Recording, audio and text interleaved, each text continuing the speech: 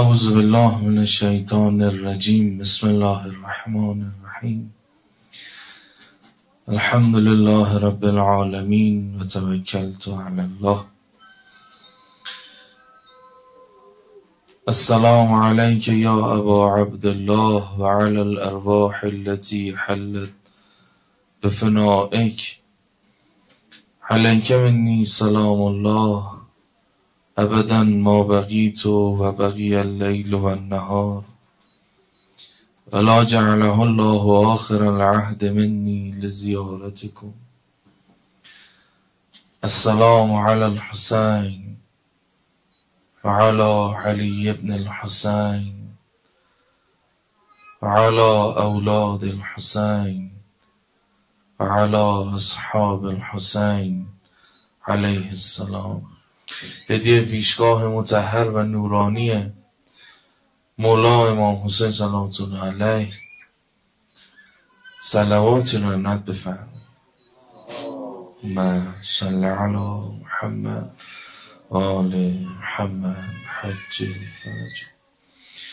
خب در جلسات قبل عرض شد که بدون معرفت به وجه اسماء الحسنایی اهل بیت علیهم السلام بسیاری از روایات و آیات اصلا تعطیل میمونن، اصلا فهمی نسبت به اینها ایجاد نمیشه. و مثالهایی هم عرض شد که منظور چه آیاتی هست. همه آیاتی که دلالت بر ایمان ولایی به اهل بیت علیهم السلام هست، همه اینا تعطیل میمونن. لذا در این جلسه میخوایم عرض کنیم که وجه اسمائی اهل بیت علیهم السلام اینقدر برای خداوند مهمه که خداوند اصلا قرآن رو با این وجه آغاز میکنه. اصلا خدا شروع قرآنش رو با این وجه اسمائی اهل بیت علیهم السلام ایجاد میکنه. اولین واژه های کتابش رو، اولین کلمات قرآن کریم رو با وجه اسمائی اهل بیت علیهم السلام شروع میکنه. اولین واژه قرآن چیه؟ بسم الله. لذا چه این بای ابتدایی رو بای استعانت معنا کنیم، چه بای اتصال، چه بای سببیت، به هر معنایی که بکنیم به این معنا میشه که بیا از طریق اسم الله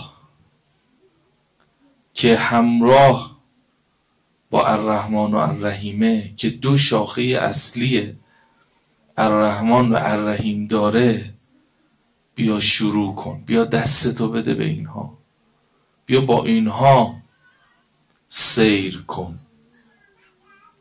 این الرحمن و الرحیمی که شاخه های اسم الله هن و کل عوالم رو در بر گرفتن و خدا با اینها داره ربوبیت میکنه بر اساس سوره هم.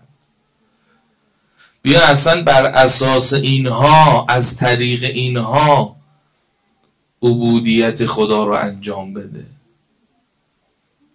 ایاک نعبد از طریق اسما، استعانت از خدای متعال از طریق اسما. تو فقط از طریق اینها میتونی به عبودیت خدا دست پیدا کنی.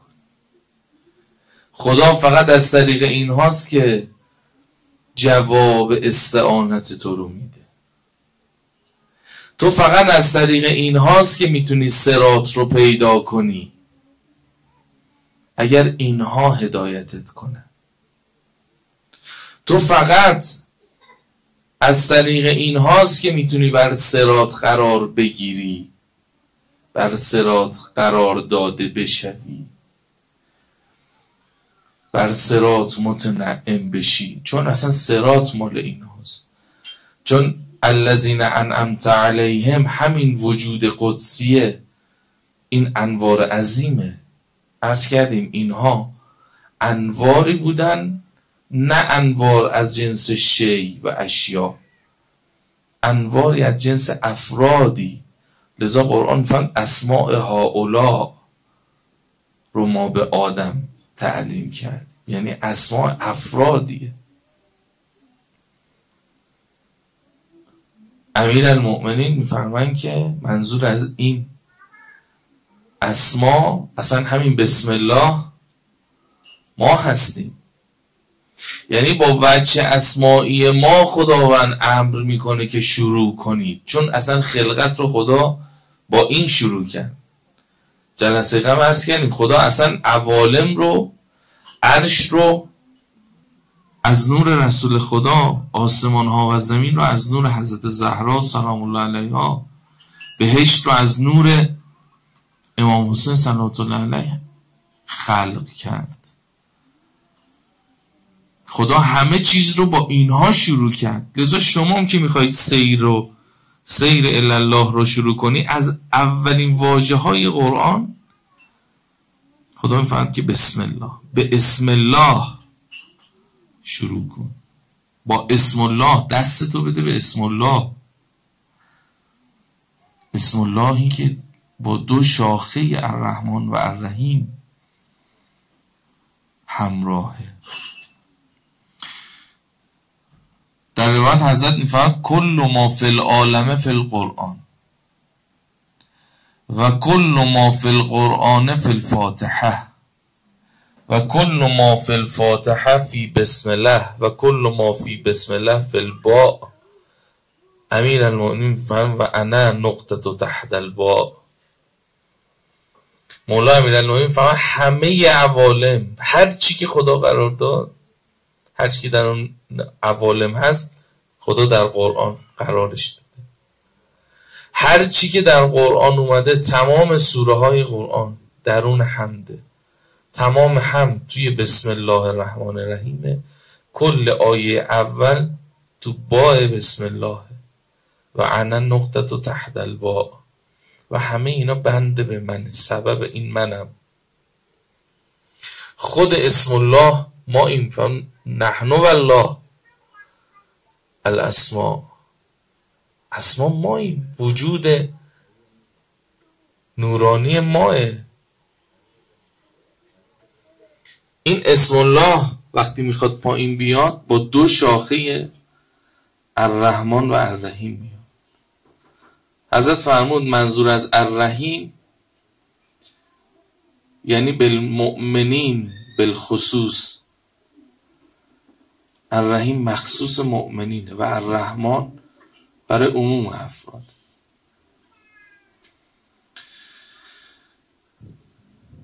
لذا اون جریان اسم الله یعنی خون خدایی خدا از طریق این انوار اسما تا دنیا میخواد جریان پیدا کنه. جریان الرحمن یعنی به سوی پایین، همه چیز بیاد به سوی پایین، به سمت همه خلایق.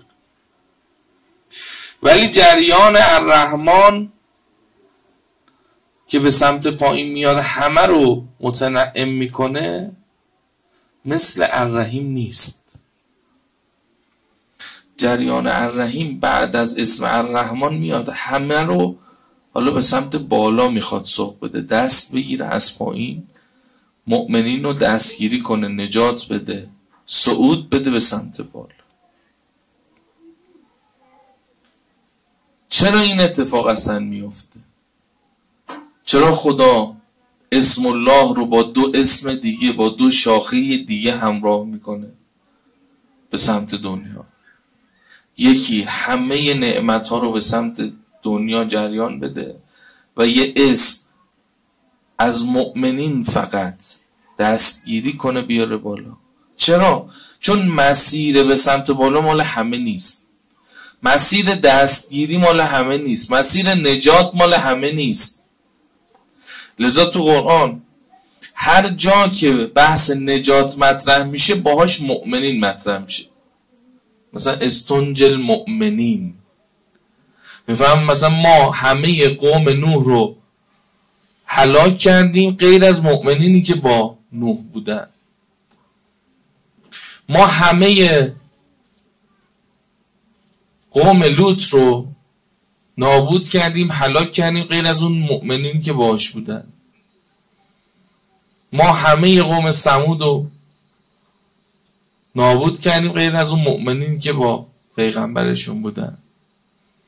لذا نجات فقط مال مؤمنینه. مسیر برگشت، دستگیری به سمت بالا آوردن، به سمت صراط المستقیم آوردن فقط مال مؤمنینه.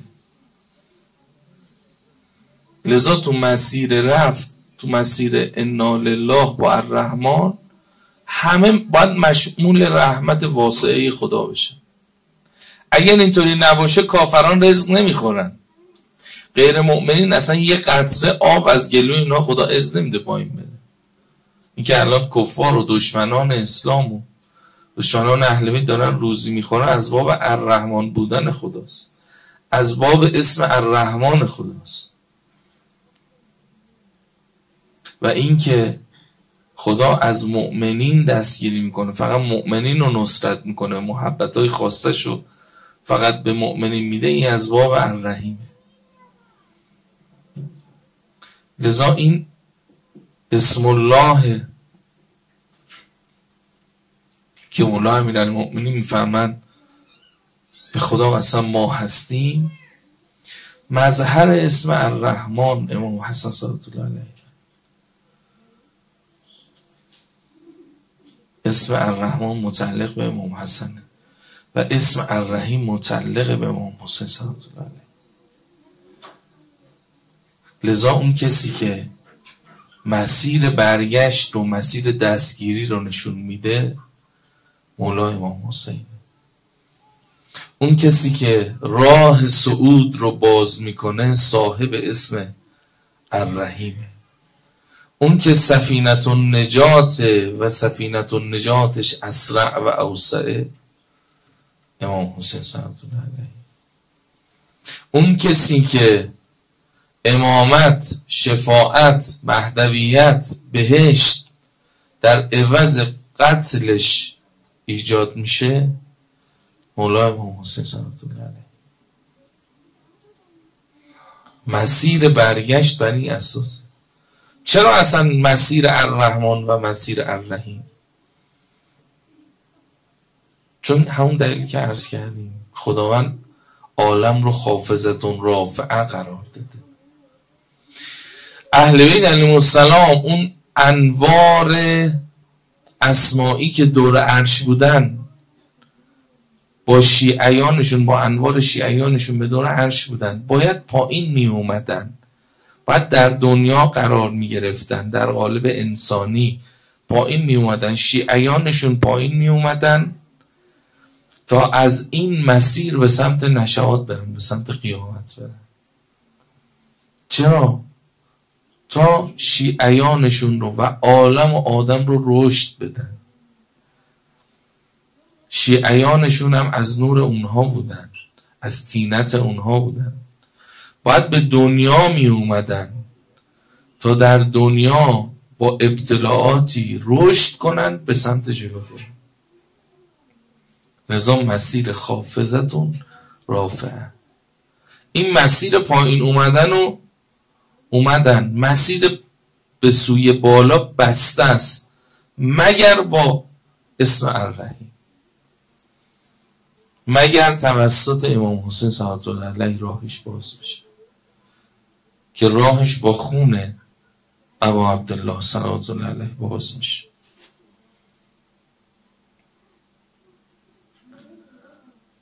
اگه توضیح رفتار الرحمن رو خواستیم، اسم الرحمن رو خواستیم، توضیحش در سوره الرحمن. خدا مفصل توضیح میده. همه این سیری که الرحمن به سمت پایین تا دنیا میاد در سوره الرحمن مطرح میشه که اوجش در آیه 12 میفهم و کل شیء احصیناه فی امام مبین. همه اینایی که به سمت پایین میاد، همه اینا رو خدا میفهم در وجود امام مبین احصا کردیم، در وجود انوار اسماء الحسنایی امام ما اینها رو احصا کرد. نور اسماء الحسنایی اهل بیت اینا رو پایین میاره، اینا رو اعمال میکنه. و به یمنهی رزق الورا، همه مخلوقین رو خدا به یمن اینا، به دست اینا، به واسطه اینا رزق میده، به واسطه اسم الرحمنش که مولای امام حسن است. حالا همه اینایی که پایین میان باید دستگیری بشن، باید بالا برده بشن. اگه اسم الرحیم نباشه هیچ کسی عاقبت به خیر نمیشه، هیچ کسی مسیر صراط خدا رو پیدا نمیکنه، هیچ کسی نجات پیدا نمیکنه. به خاطر اینکه اصلا صراط المستقیم چیزی نیستش که همه بتونن ببیننش، هدایت میخواد. لذا میفهمد اهدنا الصراط المستقیم. صراط المستقیم چیزی نیستش که هر بی سر و پایی بتونه پیداش کنه، براش قرار بگیره.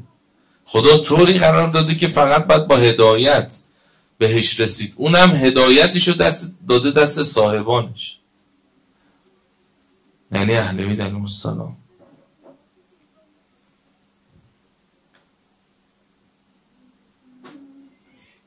توضیح اسم الرحیم کجاست؟ تو سوره فجر. اگر صاحب اسم الرحیم امام حسین صلوات الله علیه، پس باید سوره ای در قرآن باشه که اسم الرحیم رو توضیح بده و این سوره متعلق به امام حسین باشه. لذا میفهمد که سورة الفجر سورة الحسین علیه السلام. اصلا سوره فجر سوره امام حسین، توضیح رفتار امام حسین، توضیح ماجرای امام حسین، توضیح اسم الرحیم خداست، توضیح وجه اسم الرحیمی ابا عبدالله صلوات الله علیه.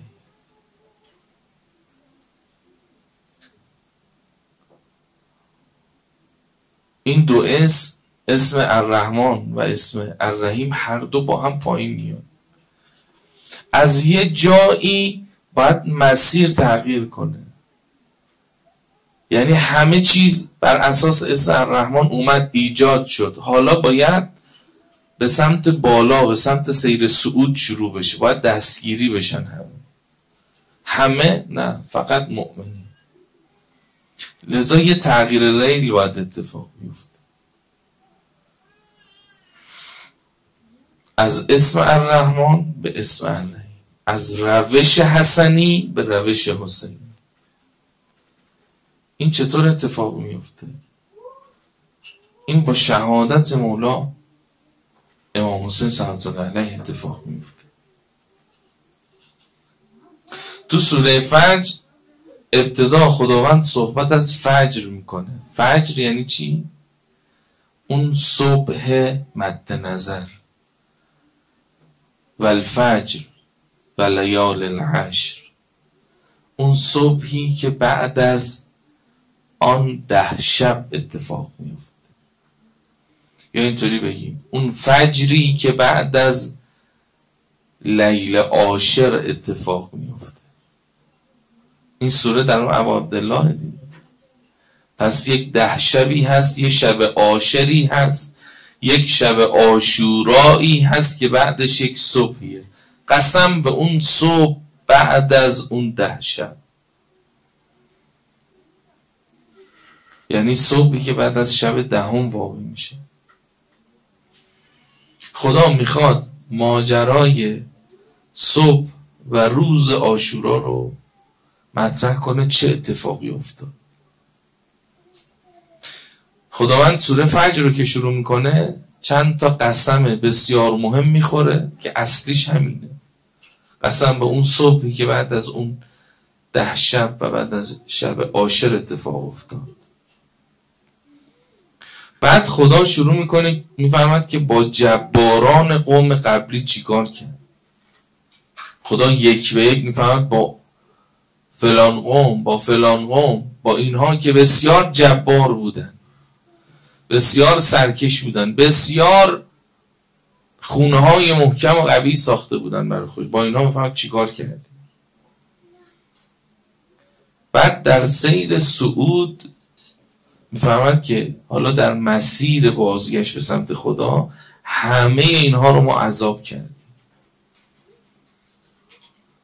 یعنی در گذشته همه جباران عذاب شدن. تو مسیر به سمت قیامت، تو مسیر به سمت مهدویت هم ابتدا همه اینها تکلیفشون باید روشن بشه. همشون رو خدا میفهمد ما عذاب میکنیم. بعد اون موقع میفهمند که یتذکر الانسان، انسان متوجه یک محضریت هایی میشه، یه سری محضرها رو میبینه موقع عذاب. و انا له الذکری، اون محضر دیگه به دردش نمیخوره، این توجه محضر دیگه دستشو نمیگیره. بعد خداوند میفرماید که افراد اون موقع میگن که ای کاش، یقول یا لیتنی قدمت لحیاتی، ای کاش یه طوری زندگی کرده بودم که اینجا برای خودم حیات می آوردم، اینجا دست و بالم باز بود، اینجا توان داشتم کاری برای خودم بکنم. چون همه مثل میت میمونن، کسی کاری نمیتونه بکنه، کسی حتی افراد مثلا برهنن، گرسنن، تشنن، کسی نمیتونه به درد خودش برسه، چه برسه دیگری. ای کاش طوری زندگی میکردم که اینجا حیات طیبه داشتم، دست و بالم بسته نبود. خدا فهم یعنی شما در طول زندگی چی کار کردید؟ خدا داره از یک فجری صحبت میکنه که بعد از یک 10 شب مخصوصیه. بعد درباره اقوامی صحبت میکنه که اینا جبار و ظالم بودن. بعد بحث میبره در قیامت. در قیامت هم افراد وقتی میان عموما دارن تو سرشون میزنن. چرا؟ میگن طوری زندگی نکردیم که اینجا دست و بالمون باز باشه، اینجا نجات یافتگان باشیم.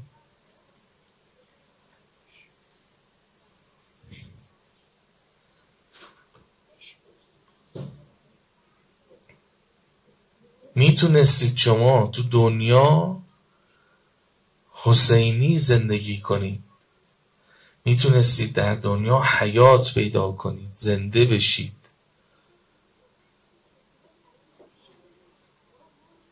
بعد به سوی راضیة مرضیه راه بازشه براتون، ارجعی اتفاق بیفته، یعنی مسیر صعود برای شما هم باز بشه، شما بیاید تو مسیر صعود. تو نسخه حسینی اینه، یه عده‌ای طوری تربیت شدن که وقتی همه اقوام عذاب میشن، همه دارن درد میکشن، همه میگن یا لیتنی قدمت لحیاتی، ای کاش من یه طوری سلوک کرده بودم، یه طوری از اوقات استفاده کرده بودم، یه طوری زندگی کرده بودم که اینجا من حیات داشتم. به اینا گفته میشه که کلا، هرگز. شما من از دنیا با خودتون یک مسیری رو سلوک میکردید که اینجا حیات داشته باشید. ولی خدا میفهمد یه عده هستن که به اینا گفته میشه که یا ایتها النفس المطمئنه، ای کسی که، یا ای کسانی که در دنیا طوری حرکت کردید که نفس مطمئنه شدید یا با نفس مطمئنه بودید، ارجعی الی ربک راضیة مرضیه، بیایید به سمت راضیه مرضیه، بیایید، این راه برای شما بازه، راه آسمان ها بازه، تا الاعلیین بالا بیایید. تا کجا؟ الی ربک راضیة مرضیه، تا اینجا راه برای شما بازه، شما میتونید بالا بیایید. بقیه چی؟ بقیه میگن یا لیتنی قدمت لحیاتی، همه گیر اعمالشونن، ولی شما تو تمام آسمان ها کسی جرأت نداره دستشو جلوی شما رو بگیره. راه برای شما بازه.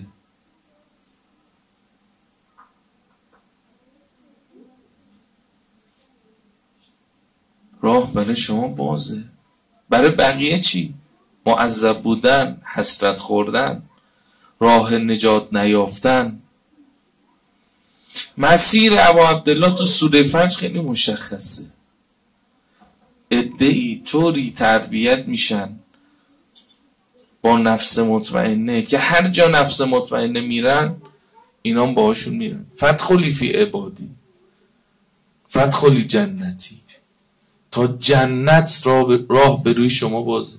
اصلا مسیر ابا عبدالله اینه: ارجعی الی ربک راضیة مرضیة فدخلی فی عبادی فدخلی جنتی. اگه کسی میخواد به سمت رب راضیة مرضیة بره، نه مغضوب علیهم. اگه کسی میخواد تا بهشت ها راه برش باز بشه، فقط مسیر سوره فجر، فقط همراهی با نفس مطمئنه، با اسم الرحیم خدا. غیر از این همه حسرت میخورن. توضیح کلی این تو سوره حمده. اگه کل قرآن رو ببندنش مثل تلسکوپ ببندنش میشه سوره حمد.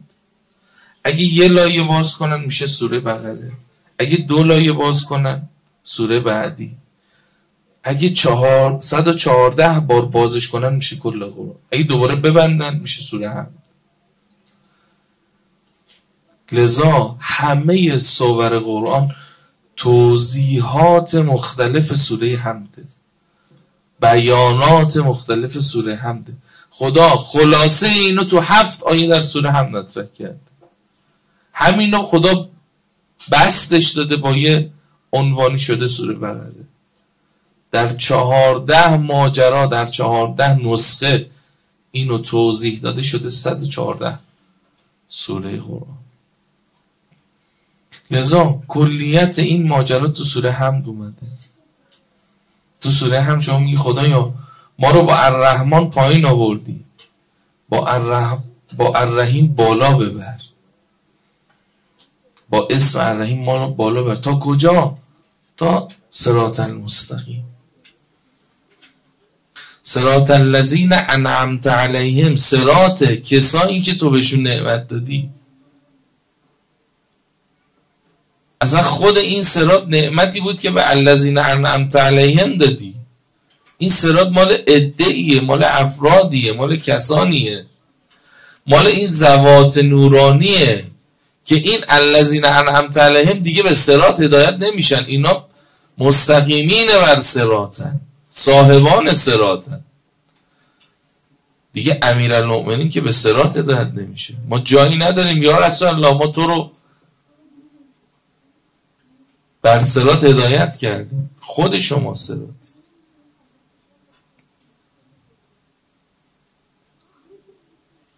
داریم که و انک لتهدی الی صراط مستقیم. تو دیگران رو به صراط هدایت میکنی. تو خودت صراطی، تو وجودت صراطه، وجود نور اسماعی تو خودش صراطه، جلوه ایش میشه صراط المستقیم. لذا در سوره حمد کلیت این ماجرا اومده. خدایا ما رو با اسم الله الرحمن پایین آوردی، با الرحیم میخوای دستگیری کنی، نجات بدی مؤمنین رو، بالا ببری. تا کجا؟ تا کدوم ارتفاع؟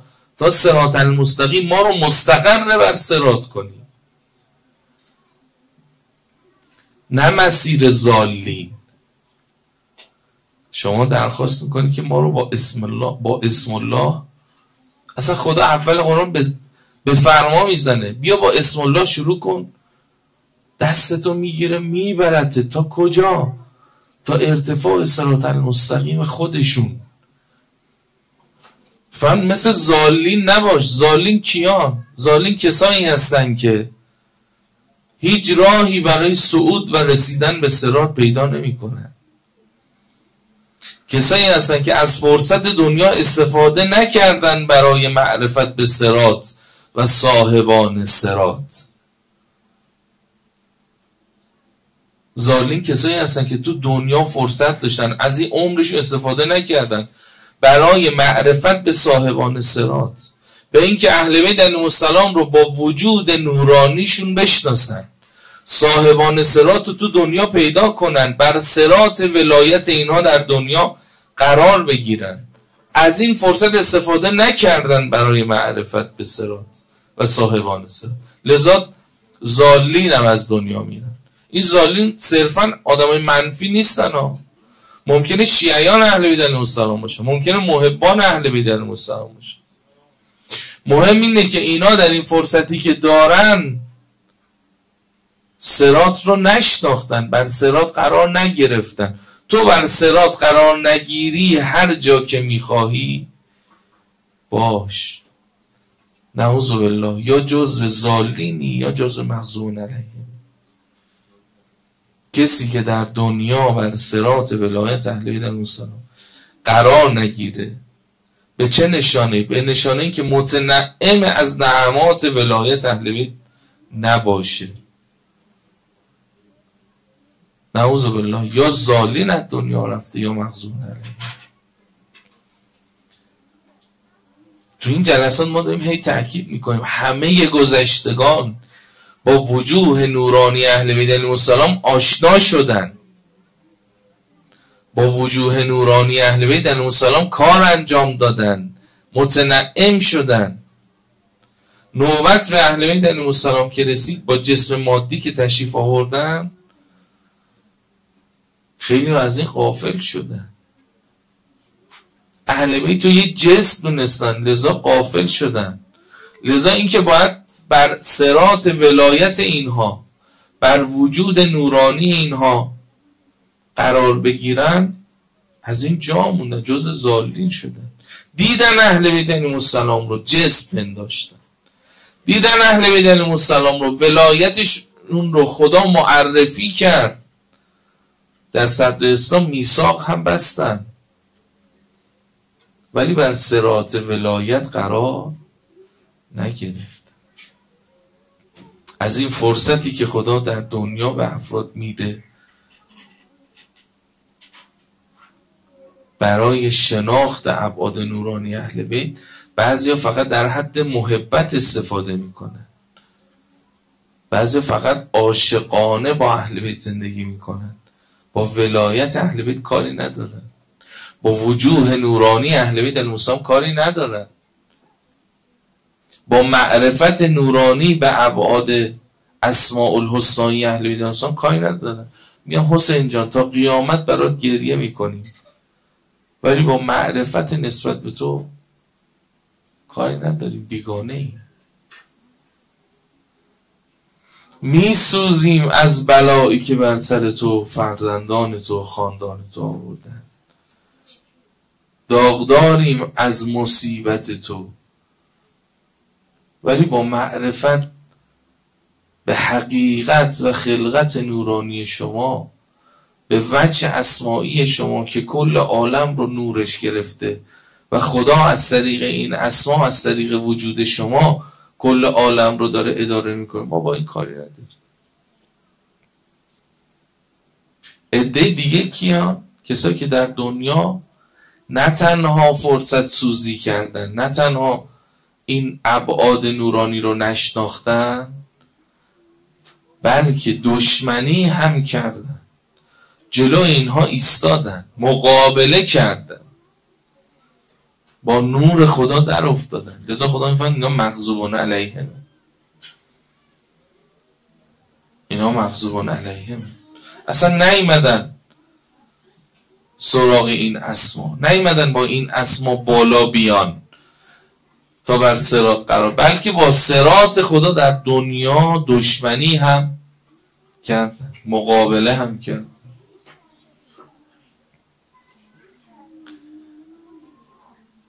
لذا طبق سوره فجر و سوره حمد، عموم انسان ها در مسیر صعود، در مسیر به سوی ظهور و قیامت، یعنی در آخر الزمان و در مسیر قیامت، همه به سر خودشون میزنن و حسرت میخورن. اما میبینن عده‌ای با سرعت دارن پرواز میکنن، با سرعت دارن از صراط عبور میکنن، با سرعت در آخرالزمان دارن پیش میرن. در فتنه های آخرالزمان آسیبی به اینها نمیرسه. همه در آخرالزمان مبتلا هستن، فقانشون با آسمان بلند میشه. میگن که خدایا، طبق سوره دخان میگن خدایا عذابو کم کن،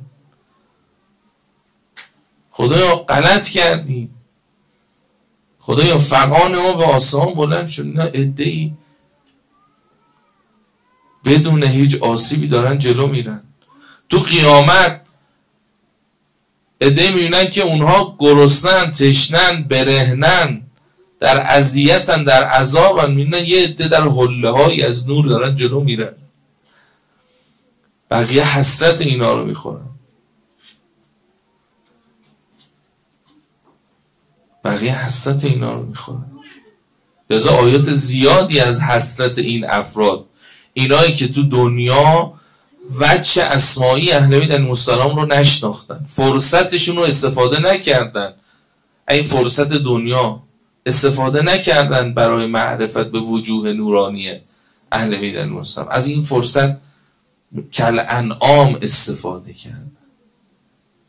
یعنی یک کسی که میتونست از این عمر دنیا، از این فرصت دنیا برای معرفت به وجوه نورانی این ذوات مقدس استفاده کنه، کل انعام از عمرش استفاده کرد. یعنی عمر رو به خوردن و خوابیدن و تولید مسک گذروند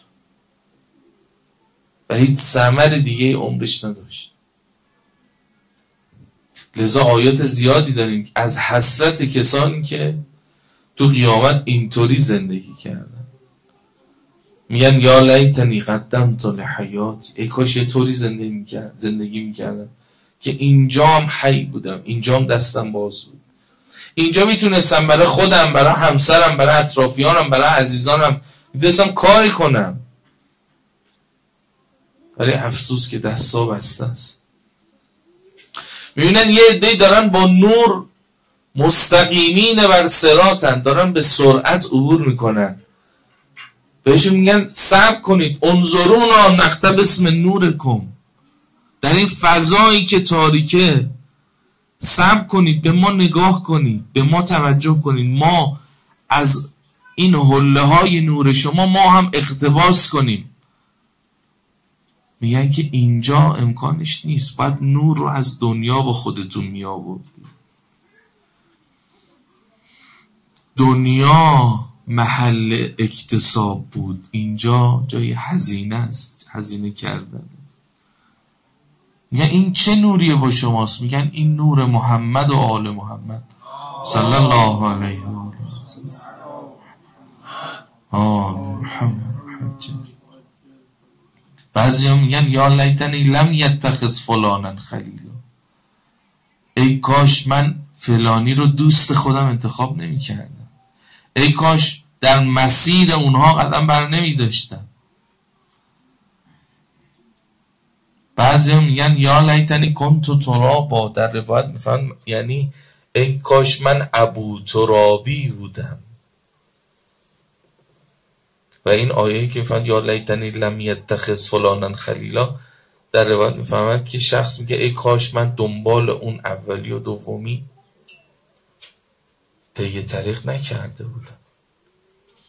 یا لیتنی کنت ترابا، ای کاش من ابو ترابی بودم، ای کاش علی رو میشناختم، وجوه نورانی او رو معرفت پیدا میکردم، از نور او کسب میکردم، اینجا با نور او حرکت میکردم. لذا عمر دنیا و فرصت دنیا برای معرفت و بهره‌مندی از این انوار خدا قرار داد. اصلا خدا شیعیان رو به دنیا آورد تا اینجا با اهل بیت علیهم السلام با وجوه نورانی اونها آشنا بشن، با معرفت به اونها زندگی کنن، با معرفت به اونها رشد کنن، با همراهی با اونها مسیر صعود رو جلو برن.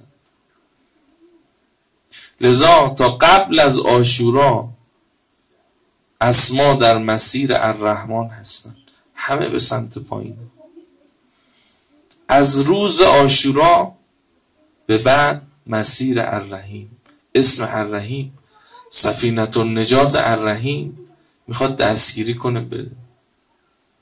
لذا در روایت میفرماید که اگر ابا عبدالله صلوات الله علیه نبود اصلا نجات با الرحیم اتفاق نمیافتاد. اصلا کسی به سمت مهدویت، به سمت قیامت، به سمت شفاعت، به سمت بهشت مسیر صعودی نبود. در جلسات قبل عرض کردیم اول ما جرى به القلم علی الله قتل الحسین. اولین جریانی که در عالم ایجاد شد جریان حسینی بود. این کی رقم خورد؟ از ظهر عاشورا. از ظهر عاشورا، از آخرین حمله مولا ابا عبدالله این ماجرا شروع شد. مسیری که حالا باید باز بشه، مسیر قدیر رو بستن، مسیر به سوی مهدویت بسته است. امت همه از ولایت مثل گله رمیده فرار کردن از شوپان. باید برگردن، باید توسط اسم الرحیم اینا بیان، بر مسیر قرار بگیرن، دوباره دستگیری بشن، مؤمنین بالا برن. لذا مسیر الرحیم با شهادت مولا داره باز میشه در آخرین حمله های زهرا و شورا، تا این تغییر ریل در نظام خداوندی با شهادت مولا رقم بخوره. اون چیزی که در سرلوحه عالم نگاشته شده بود اون در ظهر عاشورا با صاحب اسم الرحیم واقع بشه. لذا اون کسی که مسیر رو عوض میکنه مولا امام حسین صلوات الله علیه.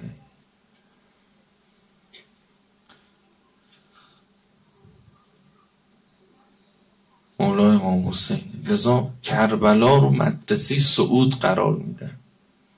هر کسی تو این مدرسه میاد میخواد هور فرمانده لشکر دشمن باشه، میخواد زهیر باشه عثمانیه، میخواد وهب باشه که مسیحیه. هر کسی از پیرمرد 70-80 ساله مثل حبیب تا فرزند 6 ماهه مثل علی اصغر، هر کسی وارد این مدرسه بشه اینطوری تربیت میشه به سمت بالا، به سمت صعود، به سمت آسمان، به سمت ارجعی الی ربک راضیة مرضیة.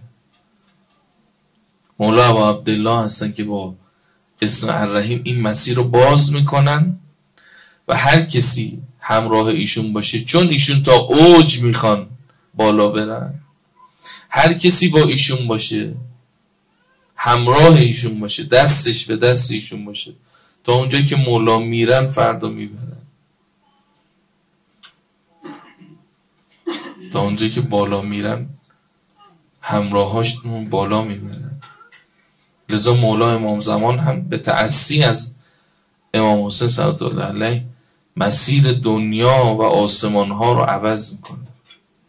دنیا رو میکنن الحسنا، دنیا رو میکنن الحسنای حسین، از مسیر حسین به روش حسین. و اونجور که حسین صلوات الله علیه نشون دادن و بالا بردن، همه انسان ها رو در زمان ظهورشون به الحسنا میرسونن. وارد بهشت الحسنا تو داینوت میخونیم دیگه، خدایا میشه مولای ما رو بفرستی حتی توردنا جنانک، تا ما رو وارد بهشت تو بکنه، اون بهشت الحسنایی که به دست آخرین از اوصیای تو ایجاد میشه، شبیه اون بهشتی که توسط اولین از اوصیای تو یعنی آدم علیه السلام ایجاد شد، آخرین از اوصیا هم مثل اون بهشت عالی‌تر، زیباتر، پرپیمونتر، بسیار بسیار بسیار بسیار ارتقا یافته تر رو میخواد آخرین از اوصیا، آخرین از اسماء الحسنا برپا کنی. آدم با اسم او بهشت ایجاد کرد، او که خودش صاحب همه اسما. کاری نداریم به تصور غلط بعضیا که فکر می‌کنن امام زمان تشریف میارن همین دنیا رو فقط پر از عدل و داد میکنه، یعنی فکر کنید یه دولتی تشکیل میدن که به مردم دیگه ظلم نکنه، همین سیستم فقط بدون ظلم. این مهدویت نیست طبق قرآن و روایت. دای ندبه میفهمد حتی توره دنا جنانک. نه، مولا امام زمان وقتی بیان افراد میخوان وارد بهشت مهدوی بکنن، نه همین ساختار. لذا تو این شبا قصد داریم با منطق امام حسین آشنا بشیم از قرآن و بعد روایات ذیل قرآن، با معرفت نورانی به امام حسین آشنا بشیم، نه با شناسنامه مولا. این که پدرشون کی بود، مادرشون کی بود، کجا به دنیا اومدن، چطور شهید شدن، اینا خیلی ها میدونن. اینا معرفت محسوب نمیشه، اینا رفع حجاب نمیکنه، اینا دستگیری نمیکنه، اینا قرب ایجاد نمیکنه، اینا راه صعود ایجاد نمیکنه، اینا افراد رو به صراط المستقیم نمیرسونه، باعث نمیشه که اهل بیت المسلم بیان دست شخص رو بگیرن به صراط برسوننشون. منطق امام حسین اینه، دستتو بده احیات کنم. همون منطقی که تو ابتدای قرآن در اولین واژه قرآن اومده، بسم الله، بفرما دستتو بده ببرم. تا کجا ببری آقا جان؟ شما کی هستید؟ ما اسم الله هستیم، ما اسماء خدا هستیم، ما انواری هستیم که خدا ما رو ایجاد کرد و بعد از ما رو در نور ما و به واسطه نور ما ایجاد کرد. دستتو بده ببرمه. تا کجا؟ تا اون جایی که خدا برای ما ایجاد کرد، بر صراط قرار بدم و از صراط به جنت برسونمتون. یعنی جایی که ما اونجا در اوج حسن تبلور پیدا کردیم، وجود نورانی و مقدس ما اهل بیت اونجا در اوج حسن تبلور پیدا کرده. لذا این محرم اصلا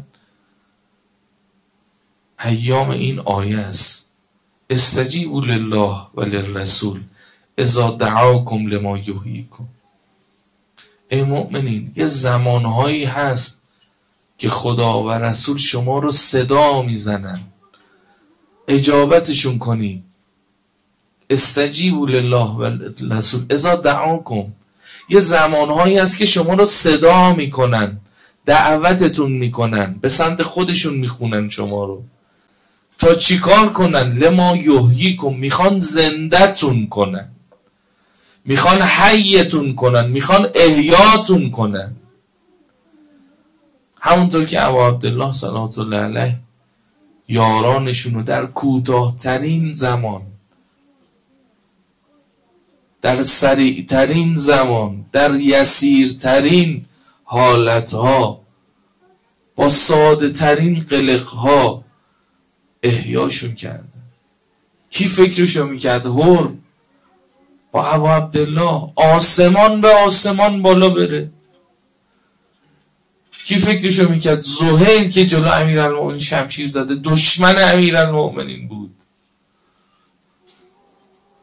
مثلا کی فکر میکرد یه وهابی تو جامعه بیاد بشه شهدای کربلا اینجوری زنده بشه؟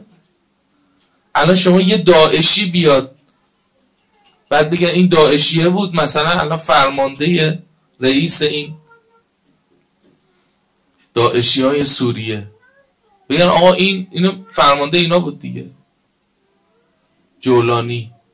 الان دیگه که شما میگه آقا جولانی بود تا دیروز، الان آسمان چهارمه. شما میگی برو مسخرم نکن. یا به خدا مثلا مولا امام حسین دستشو گرفت اینطوری شد حیش کرد، این شهید شد در راه امام حسین. تصور کنید یکی مثل هور، یکی مثل زهیر، امام حسین اینطوری رفتار کردن. اینا چیکار کردن؟ دعوتشون کردن بیا میخوایم حیت کنیم، میخوایم زندت کنیم، میخوایم ببریم تو آسمان ها. اجابت کردن، بردنشون. این منطقه امام حسین. لذا محرم افراد رو صدا میکنن تا حیشون کنن، تا حیشون کنن. بعضی ها از این محرم فقط قیمش رو دوست دارن، بعضی ها این محرم فقط گریهش رو دوست دارن، بعضی ها از این محرم فقط سینه زدنش رو دوست دارن، بعضی ها فقط زنجیر زدن و روزش رو دوست دارن. همش خوبه. مولا امام حسین هیچ کسی رو دست خالی رها نمیکنه. هر کسی با هر کدوم از اینا بیاد دستشو میگیرن، بهش اجر میدن.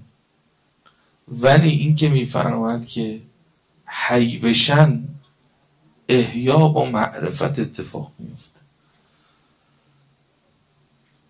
لذا ما با نور ایشون همراه بشیم، نوری که مصباح الهداست، نوری که همه زمانی و همه مکانیه. حسینی بشیم یعنی حی بشیم، زنده بشیم تا اون دنیا طبق سوره فجر که سوره ابا عبدالله است نگیم یا لیتنی قدمت لحیاتی، ای کاش من با حسین حی شده بودم. من چقدر بر حسین گریه کردم ولی این گریه ها منو حی نکرد. انقدر معرفت نداشتم که حی بشم. امام حسین به عبیدالله هولجوی فهمدن فلانی خودتو میخواستم، اومدم خودتو حی کنم، خودتو زنده کنم، دست خودتو بگیرم. من عصا و شمشیر نمیخواستم. بعضی وقتا ما همه چیمون رو برای امام حسین میدیم جز وجودمون رو. یعنی مالمون رو میدیم برای روزه، گریه میکنیم، سینه میزنیم، جانن و مالن پای امام حسین وای میستیم. امام حسین فلانی خودت چرا حسینی نمیشی؟ خودت چرا حی نمیشی؟ صلی الله علیک یا ابا